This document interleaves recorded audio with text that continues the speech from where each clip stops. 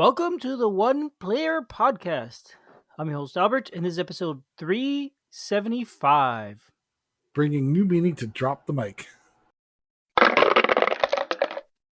Psh, blang. I wish I had sound effects.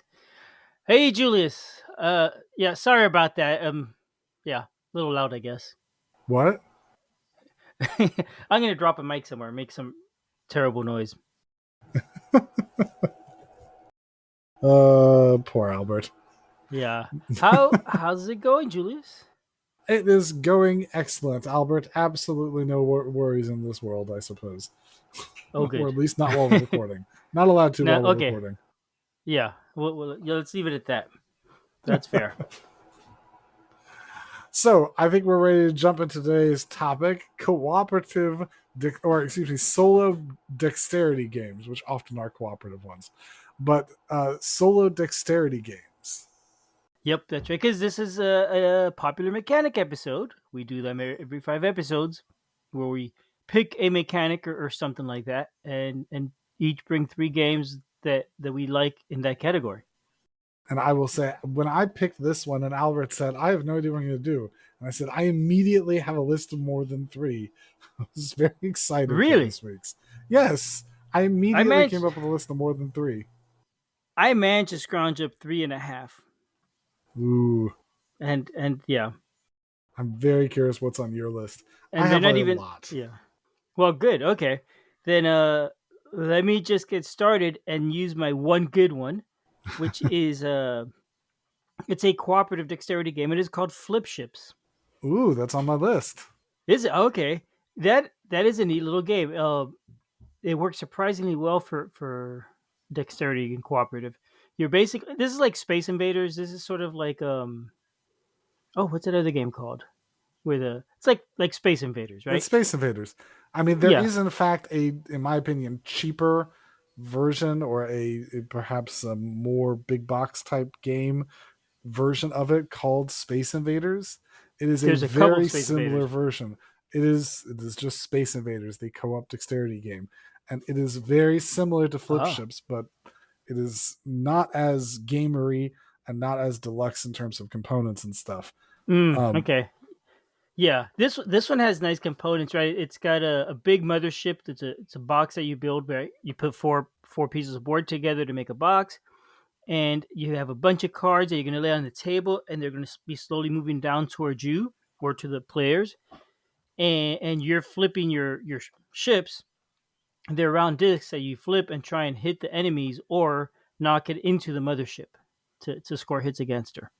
That's basically how the game is. There's some things that make it more interesting. There's at the beginning of the game, you're going to hand out randomly cards to each player that give them abilities for their ship. So each player has different abilities. There's small, medium, and large ships, and each of those gets its own ability. So each time you play, you may have a different combination of abilities for each of your ships. So quite a bit of variety when you play.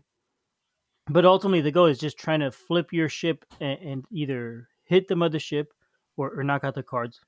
And ultimately, your goal is to get the mothership. The small ships don't matter so much. It's a cool little game. It works really well. It's on my list of at some point we're going to cover this on the show, but just haven't gotten there. Ooh. Mm-hmm. We'll look forward to that one. Yes, we'll definitely have some discussion about Flip Ships. It is on my list. I think that it is a very good solo dexterity game. I like the mechanics of flipping the ships, throwing them into the box. That's all very good fun. I actually do not own a copy of Flip Ships because I ended up acquiring the cheaper quality Space Invaders, and it's decent enough that I'm not going to rush out to get the other one. But if I ever do, Space Invaders has the little... So in Flip Ships, you have a wooden tower type thing that you flip the stuff off of. And so it's a flicking action to flick it. For Space Invaders, there's a little catapult that you get to catapult the tokens with instead. Every time I play Flip Ships, I'm like, man, I wish I had the catapult because the catapult's cooler. Oh, really? Than the flipping. Oh, yeah, I'm looking at a picture of it now. That catapult is pretty cool. And you're right, the game is exactly the same, isn't it? It's really, really, really similar. Is it the same design? I mean, yeah, it's got the cards. Not. Yeah, Ken Klenko. Same designer. Is it? It's also Ken Klenko? Yep. Okay, there you go. So there we go. So I think it's just a reimplementation. One of them is a reimplementation of the other one. Oh, it says right here in BGG, reimplement flip ships. But I think Flip Ships is probably the better game, other than that fact. Okay. And I really like the art of flip ships. I love the picture in the box. It's pretty cool. There you go. And that is Flip Ships. So my first one, and I'm going to try and pick games that I don't think Albert's ever even heard of or considered. Maybe. We'll see how far we can get with that. The first I'm going to say is Nekojima. Nekojima is it is a dexterity game where you are building these power poles. You have these poles with strings attached between them. So there are these Hmm. large poles, and the string goes through one side and comes out and it's attached to the other one. And the strings are these thick, heavy knit yarn cables, so that as you put the poles down, the cables have a certain heft to them, and so they don't fully bend. They kind of stay in place. You will have to roll a die to determine where it is that you have to take the pole, because there's three different types of poles. You roll a die to determine which pole you're taking out and where it is that you're going to put it out on the board. Then every once in a while, the die, actually it's cubes, but essentially the randomization factor comes up. And every once in a while, you, instead of having to put out a pole, will have to put out a cat. And the cats will be hung on these cables. The cats are climbing on the cables across your little island here. And your goal is to keep going until you can manage to get all of the cubes out of the bag, which means you get all of the cats on the board and all of the poles on the board in a random fashion. And if you manage to do that, then you've won and you can advance to more difficult levels with the cats giving additional difficulties, or with other types of cat tokens having to come out, or with the Torimi type thing having to be balanced on there on top. So you can add some extra difficulty, but really your goal is to get through the entire level, get through the entire game to get all the cats and all the poles out. And if you manage it, then you've won. The cats are cute as they're all hanging down there. You have different ways to balance the cat and some different ways to balance the poles, and it's tricky to get your poles to go around the other poles and have everything come across. It's a very fun game. It does have a competitive version, so where essentially you want to not be the one to knock it down. I am a solo player and I enjoy cooperative games more, so I enjoy the cooperative nature of the game where you're trying to balance all the cats and just try and get through the whole thing. The game is thick. The yarn ropes feel very durable. The posts feel very durable. Everything feels very thick and well produced and very enjoyable to play. That is Nekojima. Okay, I have seen the game before. I've seen the box of it. I thought it looked really interesting, but I didn't know anything about it. I didn't know it was soloable. And I'm looking at BGG, and it looks fun. It looks cute, and all the pictures I'm seeing, everybody is laughing and smiling. It looks like people just it's just a fun game to play. I don't think I've ever seen a picture on BGG where people are not happy playing the game and then post the picture. But Yep. Well, that's a good. There might be a few out there actually. But I mean here they just everybody's like big smiles on their face. Like it's really fun. because the kitties are cute. Yeah, I bet the It's cat causing trouble. Who doesn't like cats that cause trouble? and the cats. I mean, it's not a close up, but the cats sort of look like a barrel of monkey type animals. Yeah, they very much are. The cats are just flat chipboard tokens. The chipboards are very thick, but they're flat chipboard tokens that have legs and tails all over the place that you can then put on the different lines and cables, or on themselves if you want. Okay, that's pretty cool. That looks fun, and it's soloable and cooperative. Yeah, I didn't know this one. Didn't know this one at all. Yep, yep. All right, so let me give you my second one, and now I'm getting to the territory of yeah, this is kind of a little bit of a stretch, but I don't know many solitaire dexterity games. This one is actually a role playing game called What Lies Beneath. We covered it on the show a few months back. It's a game book, and you're playing with it, and it's not a dexterity game, but it has dexterity elements in it, and that's why I feel like I'm now stretching here. because it's only one small aspect of the game. In it, you have different attributes. You have like intelligence, dexterity, and I forget the other one was maybe combat ability or something. Um, and if when you're doing a dexterity test in the game, you're actually doing a physical dexterity activity. You're taking the dice, and depending, let's say your difficulty is a 5, you got to flick a die and knock some other dice 5 inches away. So you're actually doing real dexterity stuff in the game to represent your dexterity skill, which I thought was really cool. When you're doing the wit, you're now doing rolling the dice and trying to manipulate the dice to come up with the right answer.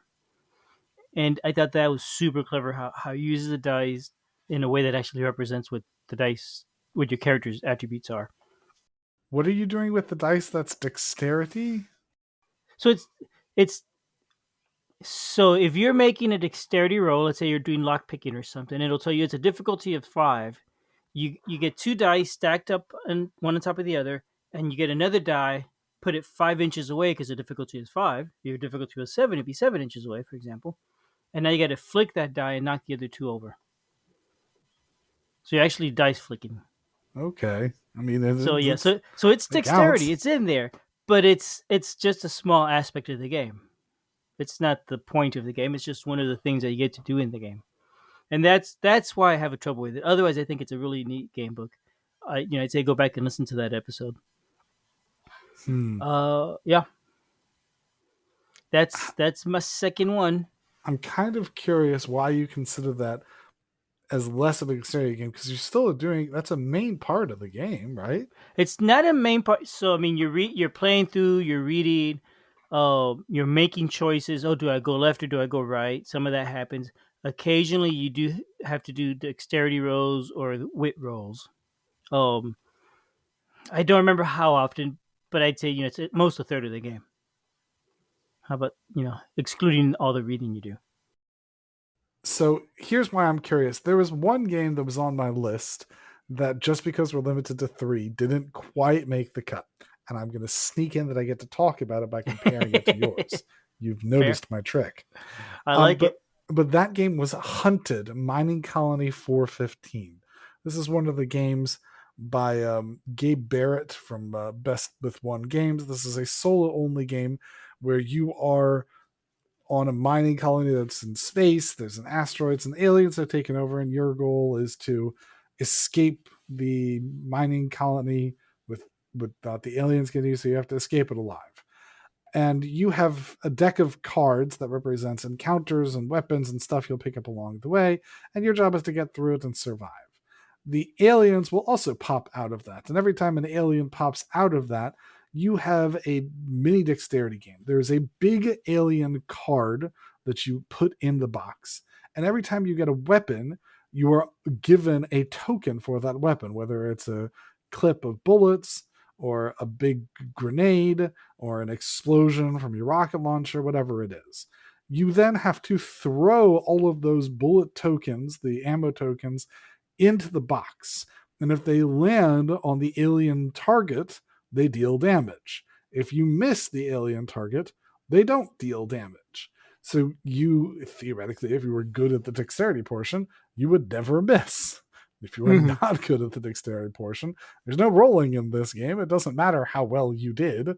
Your job is to not miss and use your dexterity abilities to successfully hit the alien.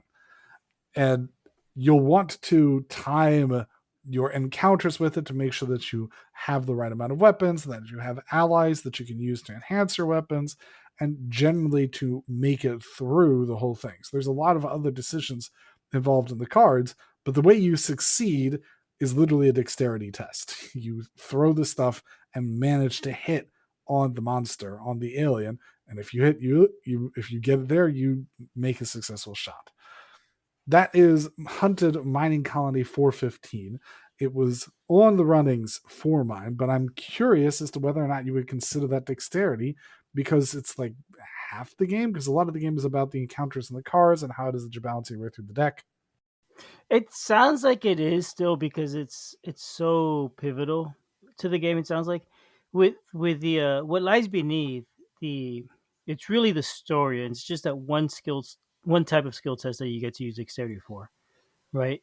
I think sometimes you even had a choice of which skill you might use. I'd have to play again to refresh my memory. But but it's not so pivotal. It just comes up once in a while, a side quest kind of thing. And I think that's what the difference is. That's what it sounds like. Okay. Yeah, this But one comes I up the mean, I whole know. game. Yeah, okay. Not having played that one, I don't know. Well, maybe you will.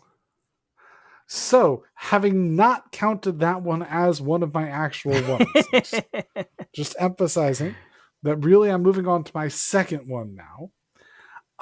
The second one I'm going to pick is Slide Quest.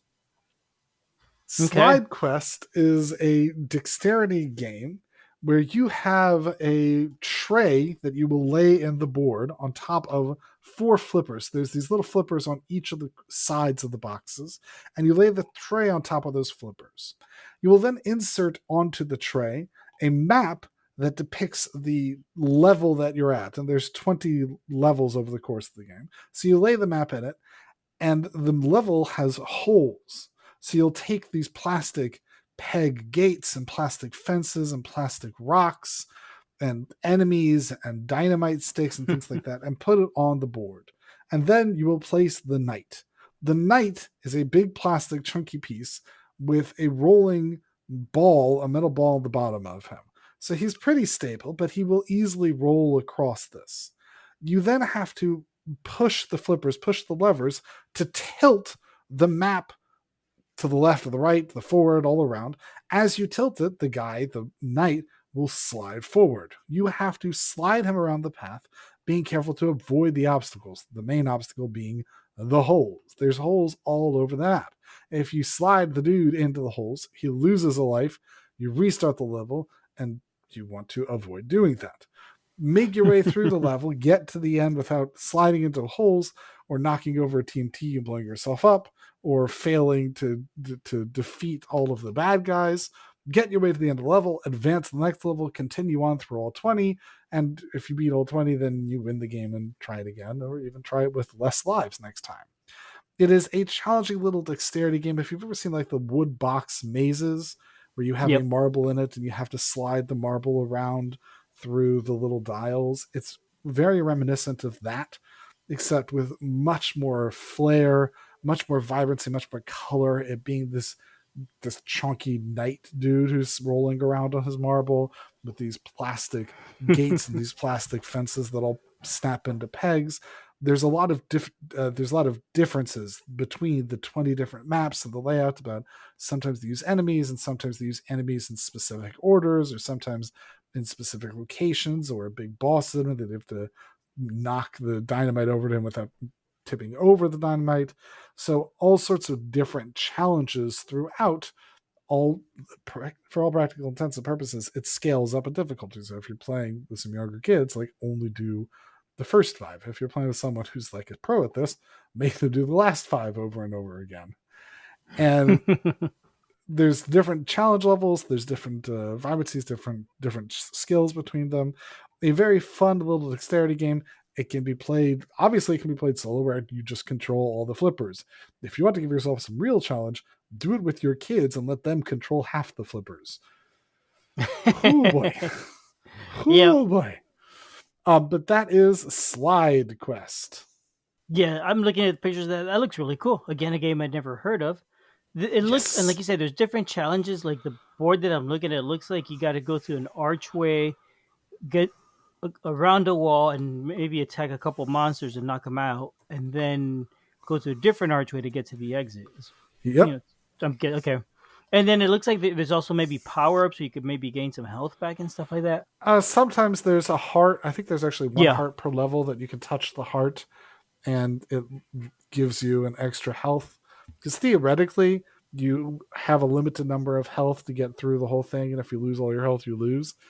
Um, I don't care about losing. Losing is no fun, so I play until I'm bored. Okay.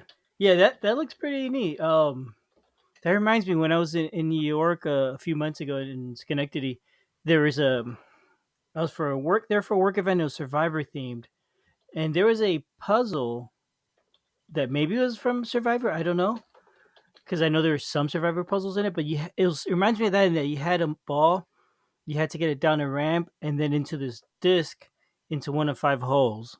And it was really more of a puzzle than a game. That's the thing. A lot of the stuff I found, I thought that's not a game, that's a puzzle because it's just trying to complete it. They sort of gamified it by, everybody got to do it, and whoever got the best time got points at the end.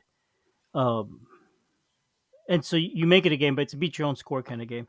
I found that for solo games, I did not like or for dexterity games, I don't like the idea of beat your own score so much when the score is just a time. I don't know. Maybe it's because I don't enjoy dexterity games too much. I mean, I don't feel like this one is a beat your own score. It's really just play all 20 levels. And I mean, you can do beat your own score. But the balancing the guy on the board reminded me of the other one because it was balancing a marble into little holes. Not the same, but similar enough. The Okay, so let me tell you about my final item. I This is a game. Actually, it's a funny enough game. I got it for Christmas some years ago, and it's called, what is the game called? Hoverkraft. Have you ever heard of this one? Hoverkraft? Yep. Yeah. So it's a game for, it says it's 1 to 4 players, I think, but the solo version is really just trying to beat your own score, basically. And what it is, there's a board. How to describe this? There's a tray, and the tray has magnets on it. And at the 2 corners of the tray are tied by strings to 2 posts. That's spelled with a K, Yes, in case hovercraft with a anybody K. else is trying to find that like I Yes, was. yes, and I always include links in the Oh, show yes, notes, I so go have check heard the of show notes. this. Okay, Yes. and so all you're trying to do is place. You roll die to see how many pieces you have to place on that hovercraft on that board, and you put these plastic pieces on it because the board's magnetic and it's floating over the base.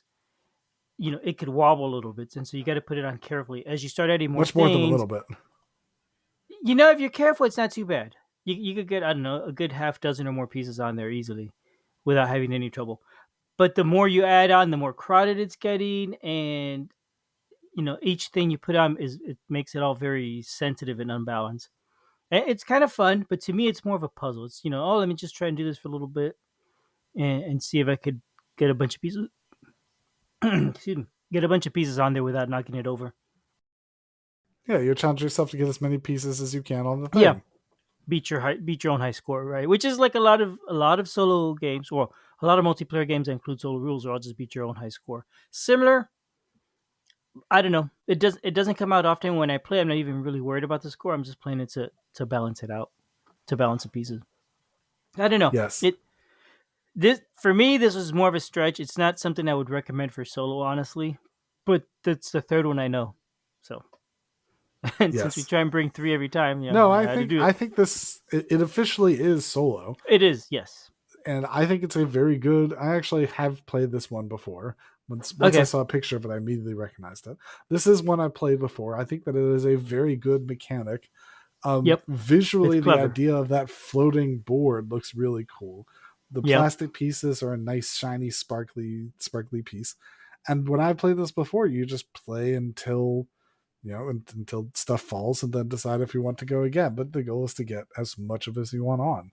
So I think this is a really good choice. This was not one on my list, but maybe it should have been. Okay. I just didn't think about this one.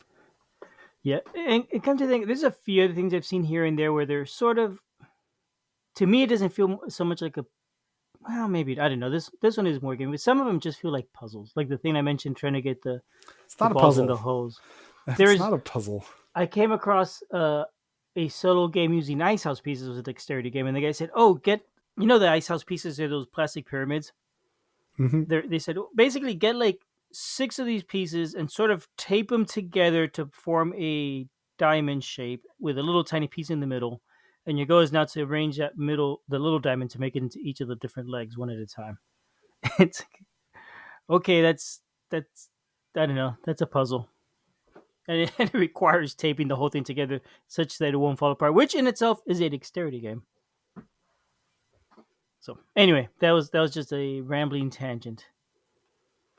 What Well, is your very third game, nice. Julius? Thank you for. I Mm-hmm. appreciate you reminding me of that one. I'm trying to remember. I think ours. The only reason we don't have this anymore is the lines for it broke, I think is what happened for us. Yeah, it's attached. It's attached to that base by a fishing wire, and if those break or anything, I don't know that you could fix that easily. I imagine not. I don't think we did. I think it died from that. You know. So Albert, I'm going to admit,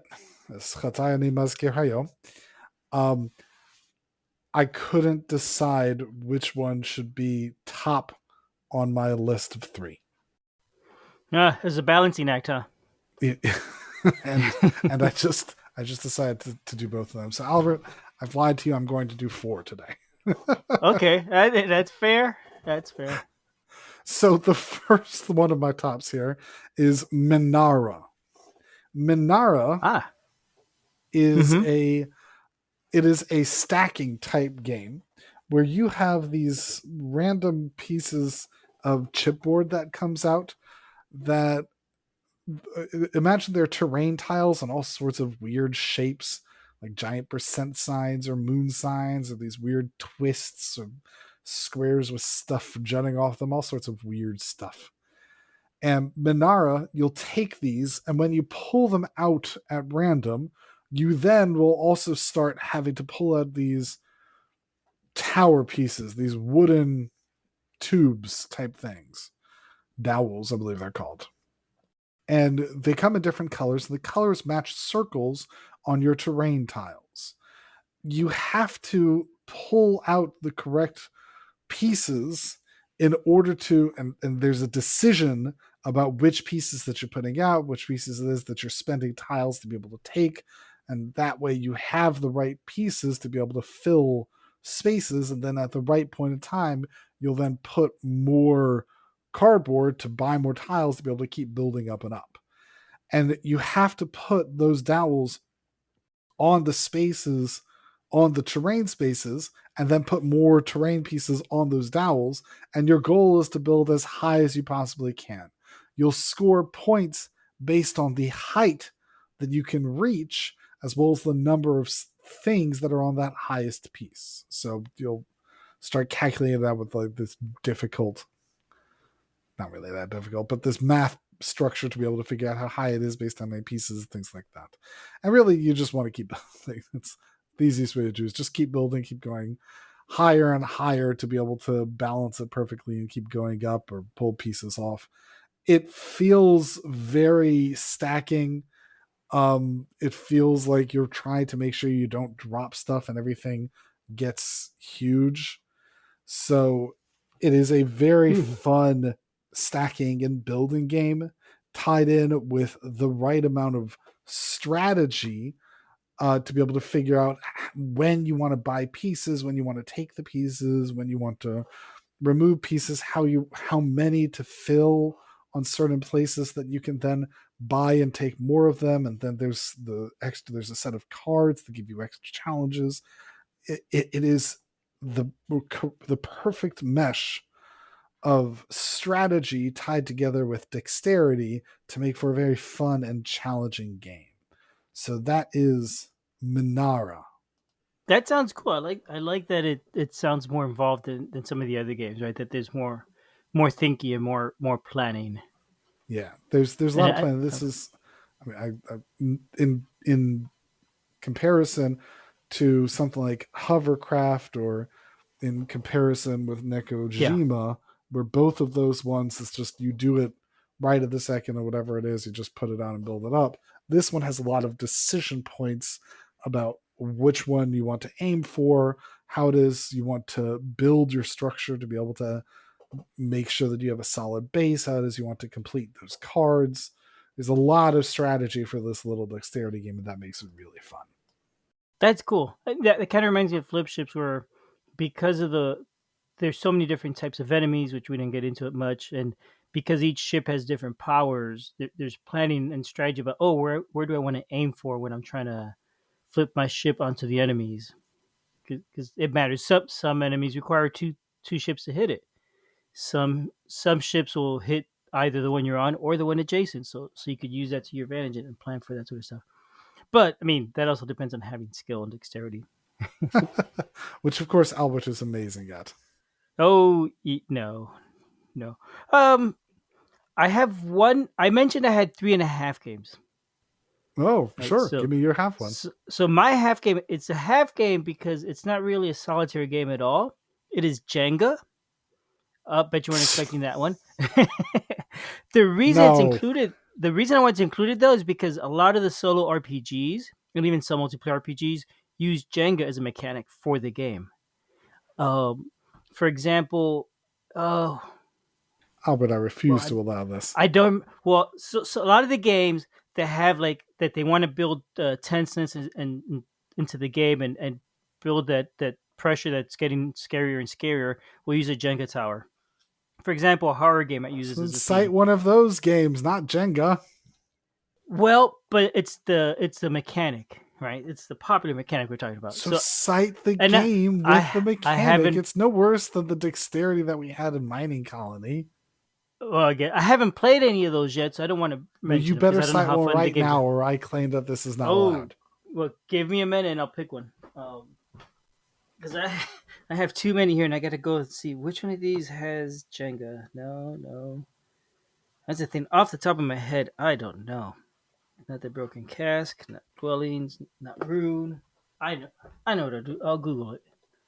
Bear with me. Jenga RPG. Dread is not solo, but it can be played solo, I guess. Starcrossed? No. RPGs. Everybody mentions Dread. Aha, here we go. Beep, beep, beep. Adrift, the Assassin, Babel, Before the Boat. Oh, there's quite a few of them, actually. I Blockbusters. don't think Dread is Bus solo. Block. Is a solo RPG though. It is not. That's a problem. Oh, okay. So if you want one, um, how about this? Not just Clever want, Girl. demand. You demand. Okay, Clever Girl, and I'll tell you what. It's 2 games. So there, Clever Girl is a game about Jurassic Park, the movie. You know how the humans were on the island. You know this because you've talked about Jurassic Park games. Humans are on this island, and oh my gosh, there's dinosaurs that have been brought back to life because of genetics and that sort of thing. And you're trying to get away from the dinosaurs. This one uses a Jenga tower to build up the tenseness as the game progresses. But I said it's 2 games. It actually brings 2 books. One of them you could play as the humans. The other one you could play as the dinosaurs. So you could choose which method you want to play.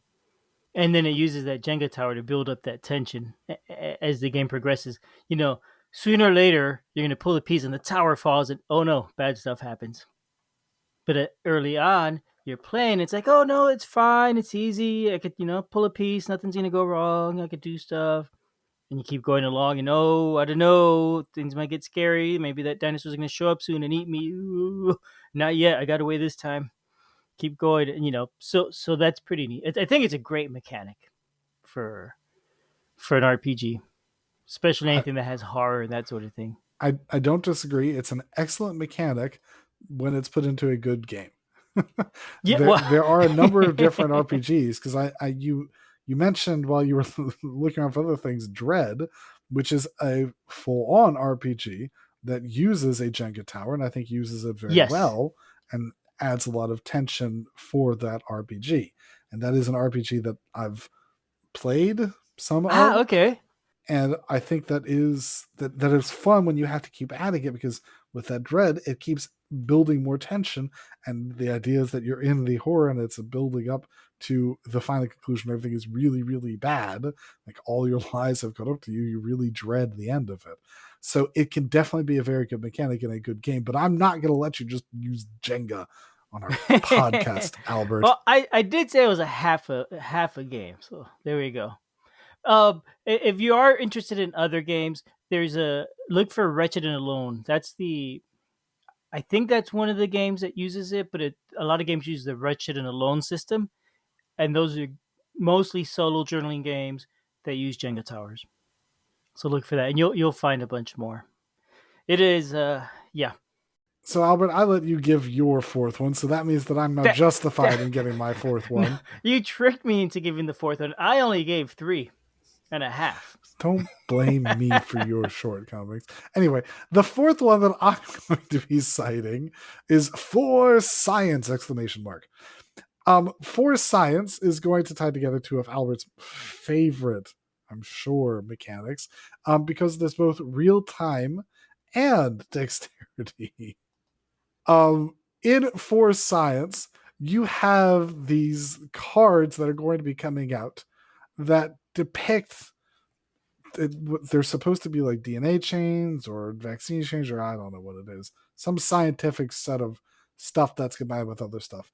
But you have to purchase cards from the main board and place those cards in different laboratories to show that this is how you're combining your different things together. You'll then have to build your pieces together. The cards show different shapes, like they're big yellow square blocks, or blue half circle blocks, or purple tower blocks, the dowel blocks, or red triangles, or all sorts of different blocks. So you have to put those blocks together. They're like 2-year-old type blocks, like put the circle, go in the circle, like those type of blocks. You have to then build your tower to match the DNA cards that you purchase. So if the DNA cards show a green with a purple on top of them, you have to put a green with a purple on top of them. They're never that simple because you generally have to have them be the big tall towers of cards. So it has to be a green next to a red with an orange balance between them, and then on top of that orange is the purple and the red and the wow. And then once you've built all those together, you then can say, hey, I'm cashing in this tower that I've built to then go purchase the laboratory science to go put it over in your main board that eventually you'll work up to your final cure. And you have to keep doing that. And then at one point in time, it has the good part about having a moment to stop and pause and take a breath to be able to think about things when the round ends up, because you get to do multiple rounds of it. But then once you're back in it, you go back in it and you keep running away at trying to purchase the stuff and build the stuff and turn in your buildings to then finish building your other things. And it can just, it can get crazy and hectic. And even more so when you're playing with a big group of people, it can be crazy and hectic. And it's just altogether a lot of fun. So that is For Science, the combination strategy, real time, and dexterity game where you're having to buy stuff and build stuff and do it really fast. For Science. It's cool. That sounds pretty neat. I like that. Yeah, so there's a lot of dexterity games. I had no idea. Solo dexterity games at that. Albert needs to get with the game. There we go. All right. I guess we are done. There we go. It's a bunch of dexterity games. I don't even think we let anything fall through this time. We did not. We do have one note just for listeners. I believe the next few weeks may be dark. We will not be doing episodes unless I stagger this one and make it wait a couple weeks. It is the Pesach, the Passover holiday, and we're not going to be recording then. So hopefully everyone enjoys or enjoyed their Passover holiday. Yep. So the next episode you hear will probably be in May. The way things go, which is Solitaire Gaming Month. Huzzah! Every month, the Solitaire Gaming Month around here, What's Albert. True. That's true. Fair point. All right. Thank you for listening, everyone. Have a good night, all. Bye-bye. Bye.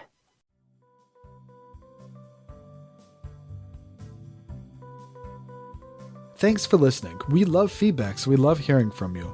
You can reach me at julius@oneplayerpodcast.com or JLBird on BGG, and Albert can be reached at albert@oneplayerpodcast.com or Fractalud on BGG. Our website is oneplayerpodcast.com with the number 1, and we're also on Twitter at oneplayerpodcast.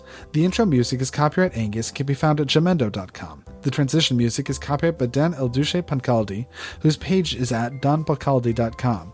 The One Player Podcast is protected under a Creative Commons share-alike license. Thanks for listening.